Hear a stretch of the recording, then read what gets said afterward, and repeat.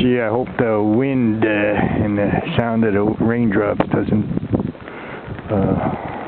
create a problem for this video, but this video I feel is important. I'm kind of doing it, and I'm definitely doing it off the cuff, and that's the way I do these videos, off the cuff. But I had been thinking about this for a while now, maybe in a couple of days. The breaking of a fast and the refeeding process, now I feel that is so important, and you could run into the muck, and a lot of people run into the muck in this section of refeeding and breaking a fast. The impulse is to, eat as much as you can without feeling uncomfortable, but even if you study and okay, I got to do this thing easy. I'm going to start off easy enough and, break your fast. But see now, first off, it's what kind of a fast are you breaking? Is it a water fast, a dry fast, a juice fast, fruit fast? Different kinds of fasts. Maybe I'm not going to head into the wind. I'll just stay like this here. And so each fast, the breaking is going to be different, and the refeeding is going to be different. Okay? I feel that the primary, the ultimate situation is twofold. Number one, again, this is depending on what kind of fast you are on, but number one, you have to rebuild the flora, reinstitute the flora for digestion that may not be there after you have been detoxed for an extended period of time. And number two, you have to reestablish the peristalsis, the movement of the GI muscles, so you can eliminate, and depending again on the kind of fast and how long your fast was, these muscles can be asleep, and they just don't wake up at the snap of a finger. So you don't want to wind up with an impacted GI tract with no way to, because if you do that, that is a serious problem. You can have a serious problem. Impaction is also going to inhibit the waking up of your peristaltic process, and also inhibit the regrowth of flora. So now let's just start out the kind of fast. If you're doing a 3-day fast, water fast, I would be too, you don't have to be too concerned about how you're going to break that fast. Go easy the first day or so. You're not really going to lose or eliminate your digestive flora or anything like that. You're not going to stop peristalsis in 3 days. If you're dry fasting, that's another thing. You definitely at that point are going to have to wait even a 3 or 4 day, which is a long dry fast. You're going to pretty much slow down that peristaltic activity. So it's going to take longer for you to wake that up again. And also, depending on these fasts, another factor is going to be also, have you been taking enemas or have you not been taking enemas? And as far as fasting and detoxing, the jury is definitely out on the two schools, one school being enemas and the other school being no enemas. Okay, I'm pretty experienced in fasting, and I've been doing it a long time. I've had many fasts, and I'll tell you right now, my jury is still out on the use of enemas. And And although I believe the enema is a great tool to have in your arsenal when it comes to these type of health beneficial fasts and detoxifications. Okay, so back to now let's just say you're on a juice fast. You've been on a juice fast for 30 days or longer. Now that's considered to be an extended fast. That's pretty much extended fasting. And, you know, you're going to lose some of the, depending on what your diet was. I mean, if you were on the SAD diet, the Standard American diet, of course you're going to lose some of that flora. If you're just juice fasting, you're going to lose some of the digestive flora that was digesting the putrefied proteins and fats in your stomachs.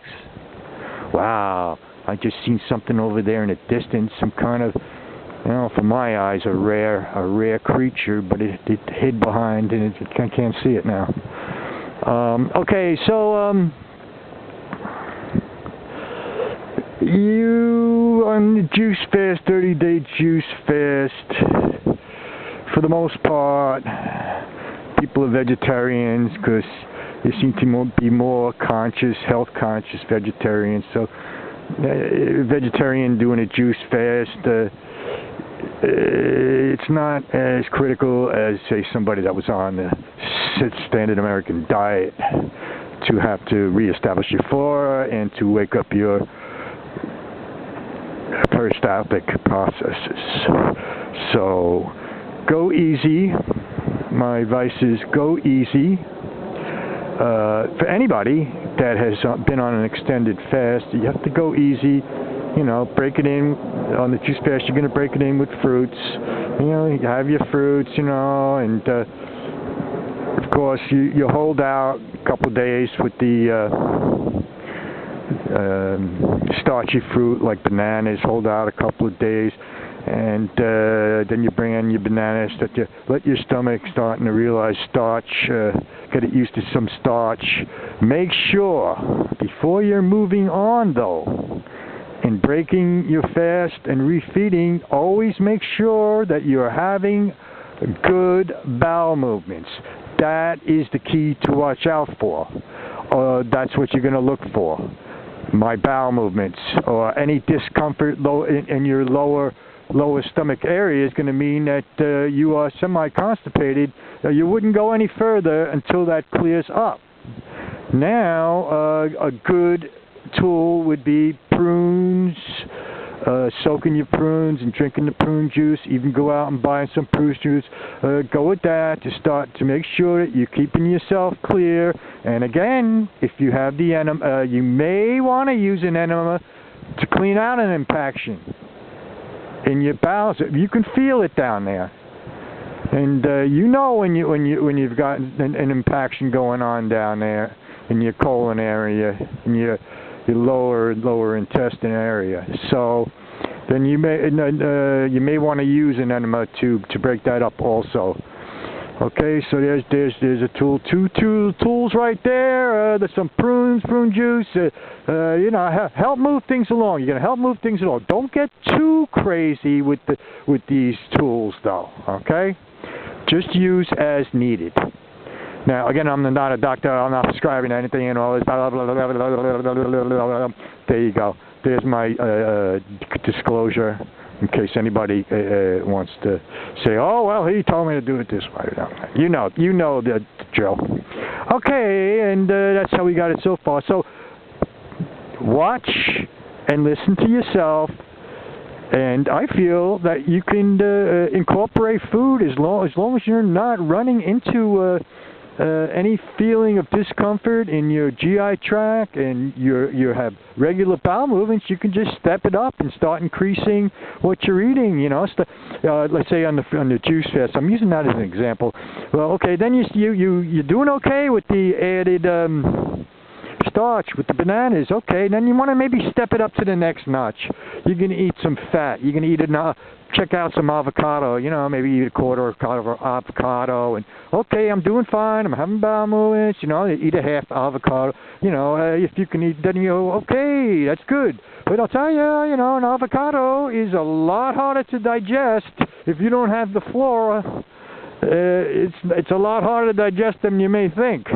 So go easy, you know. And back, if you also were on a standard American diet, you're going to have to break in slowly to that too, from the juice fast to the fruit, to the starchy fruit, to the fatty fruit, and you're going to go with the salads, greens. First I'd start by, if you have a juicer, I'd be drinking some kale or spinach juice. You know, everything's going fine. As long as everything is fine, you step it up. You can have a salad, you know. You can have a salad, and you're doing okay with the vegetables. Okay, then you're going to start doing some cooking and see if you can go with that. If you can cook the vegetables, everything's going good, but give yourself time to listen. You know, do it little by little. You don't want to run into a problem. Because that problem can definitely happen. It's happened to me. I'm experienced. That's why I'm making this video. I don't want people to go through, to make the same mistakes I made, and have that pain and discomfort and unknowing. I'm giving you some information here that I feel is priceless to have to bypass the crap that I went through and others have gone through. Okay, so now you're going along, and okay, I'll be able to eat. I can start eating some easy cooked vegetables, the cooked spinach, delicious, some soups and stuff. Okay, you know, you work your way in. And with your standard American diet people, you know, it's going to take you a while before you're going to go there and start chomping down on pizza and hamburgers. You know, give yourself... and even then, you're going to have to test taste for a while and see how you do. And see, as long as you have no discomforts, no great acid reflux and stuff like that, you're doing it the right way. And you always back off if you got a problem with the impactions or acid reflux, discomfort in your GI tract. You back off, take it back down to the next level again. Stay there a while, then come in easy again. Come up slowly. And before you know it, like I say, you'll be eating filet mignon and chili con carne and going about your business until your next detox or what have you, or you bring it yourself to the next level of eating healthier. And this goes for everybody too, the unhealthy vegan eaters and the healthy vegan eaters. An unhealthy vegan eater might decide, you know what, I'm a vegan, I have compassion for animals, but you know what, I got it down this far. There's no reason why I can't take it to the next level and become a healthy vegan. Eat healthy. You know, drop the fats, the salts, and the proteins, and even then, the levels keep going higher and higher. You know, ultimately, it's the fruit. The fruit is the highest. You go on the fruit, you are the highest, and that is the ultimate. Some raw fruit, minus the bananas and avocados. Just those juicy, the juicier the better fruits. That's the way to go if you can get that high. I'm not that high, although I can go periods of pretty long time doing it.